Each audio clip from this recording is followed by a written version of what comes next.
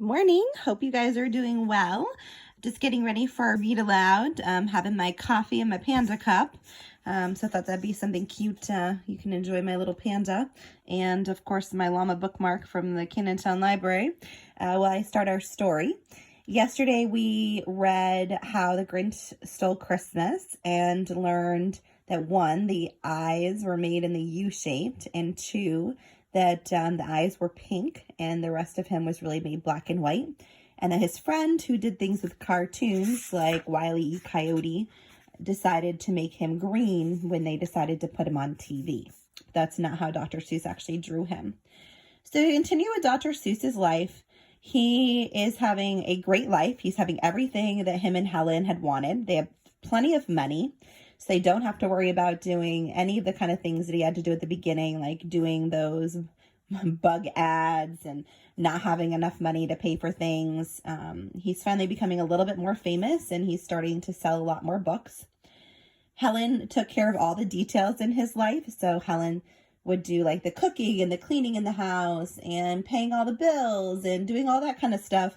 So really all Dr. Seuss pretty much did all day for years was just write and draw. And she kind of did everything else for him so that he could just focus all his energy on writing new books. So they never ended up having children of their own. You know that they made up some children in the beginning when they got together, like Chrysanthemum Pearl, and put her on Christmas cards and things like that. But Ted really loved his niece, Peggy. Ted had loved playing with Peggy when she was a baby. And he ends out having Peggy move to California, and she actually lives in the big tower near their house for quite a long time. And she ends up having a little son, and she names him Ted. So remember, Dr. Seuss's real name is Theodore. So she names her son Ted, or Teddy. And even though it's really like a great nephew, Dr. Seuss and Helen really saw him like as a grandchild because they never had children and grandchildren. So it kind of made them feel like a Grammy and a grandpa. Teddy was just like Ted, just like Dr. Seuss, and he really wanted to be an artist. Ted was actually the only person who he would let ever come into his studio to watch him while he was working. So like Helen might be able to come in with like a question, but no one ever actually got to stay and watch him work except for Teddy. He would let Teddy come in and sit in the studio while he was writing or drawing, which is pretty neat. Over the next 10 years, so in 10 years, Ted's going to write 12 books. That's more than one book a year. And we know how much it takes to write a book, so this is pretty cool. He's going to write some books I'm not going to read to you, but ones like Cat in the Hat Comes Back, One Fish, Two Fish, Red Fish, Blue Fish, Hop on Pop. He writes a lot of those beginning reader books. All of Ted's stories were a lot of fun. Those were all funny ones. But then he decided that he was going to start talking about more serious issues. So the next few books that he writes are going to start actually teaching a lesson.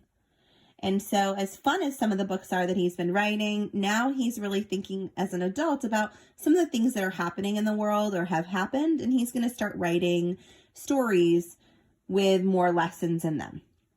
So the first one that he's going to do is he writes this story called Yertle the Turtle and Other Stories. And it's about a tyrant. A tyrant is someone who is super bossy, who just controls everything that you do and doesn't care what you think, doesn't care what you say. They're in control of everything. And he's going to write it about that man Hitler that we've talked about before, that was taking all the people and even killing some of them, not being very nice at all, who didn't look a certain way, who didn't have the blonde hair and the blue eyes, and really being mean to people based off from really silly things like what you look like. And I've said before when we were in class together, he's probably, to me, the meanest person who's probably ever lived on the earth, based on the way he treated people. So he's going to write a book about him, and he is going to show people kind of in a fun, more silly way, how it really isn't okay to be a tyrant. but he's going to do it in a way that's fun for kids. So this one's called Yertle the Turtle and Other Stories. The neat thing is there's actually 3 stories in here. I'll actually read one of the other ones tomorrow because I actually really love it. So the first story in the book, if you go into the story, is actually Yertle. And here we go. On the faraway island of Salamasad, Yertle the turtle was king of the pond. A nice little pond. It was clean. It was neat. The water was warm, and there's plenty to eat. The turtles have everything turtles might need, and they were all happy. Quite happy indeed. Looks like a great place. They were, until Yertle, the king of them all, decided the kingdom he ruled was too small. I'm ruler, said Yertle, of all that I see, but I don't see enough. That's the trouble with me.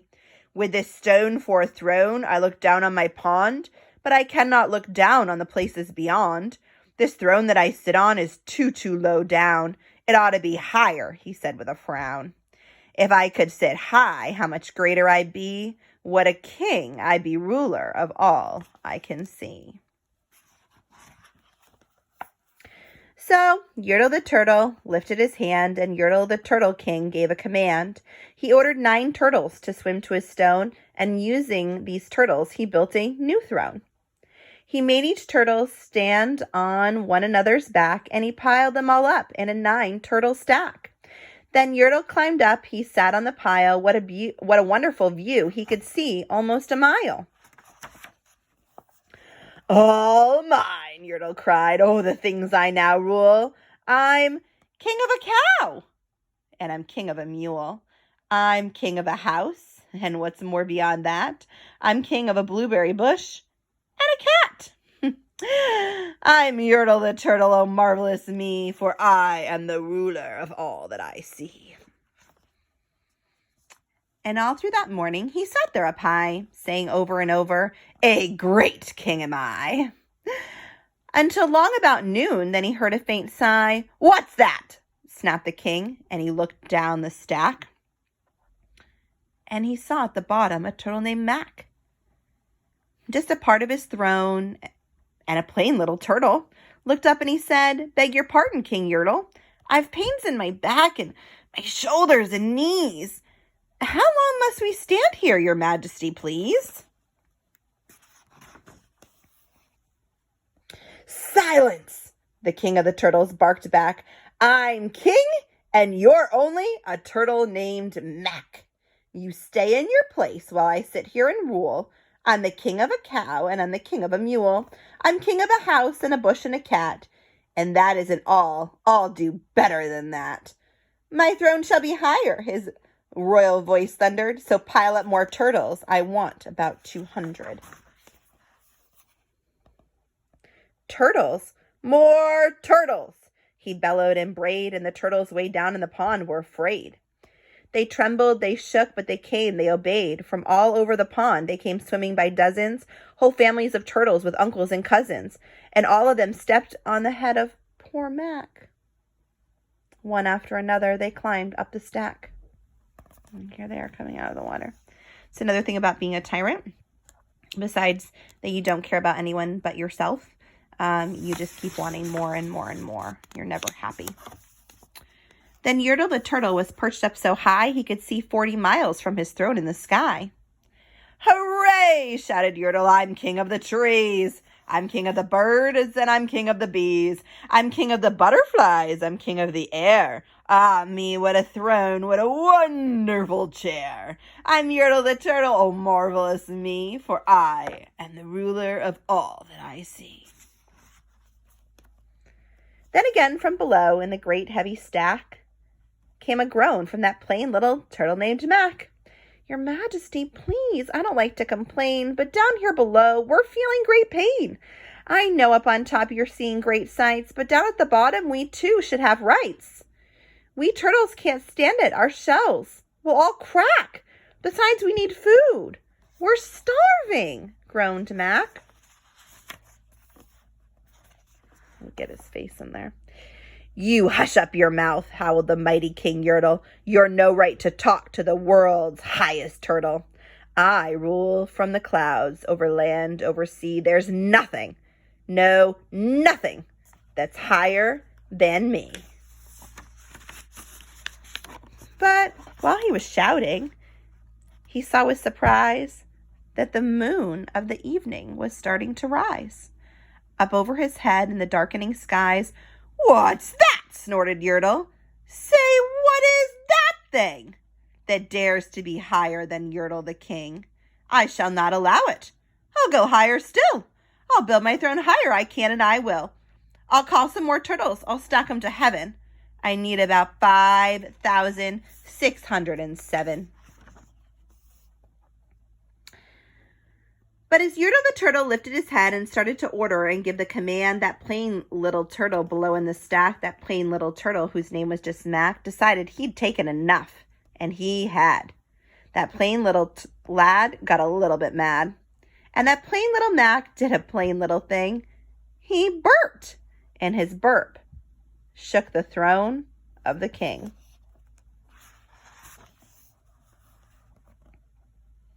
And Yertle the turtle, the king of the trees, the king of the air, and the birds and the bees, the king of the house, and a cow and a mule, well, that was the end of Turtle King's rule.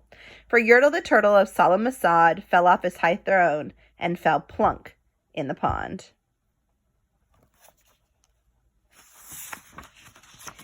And today, the great Yertle, that marvelous he, is king of the mud. That is all he can see.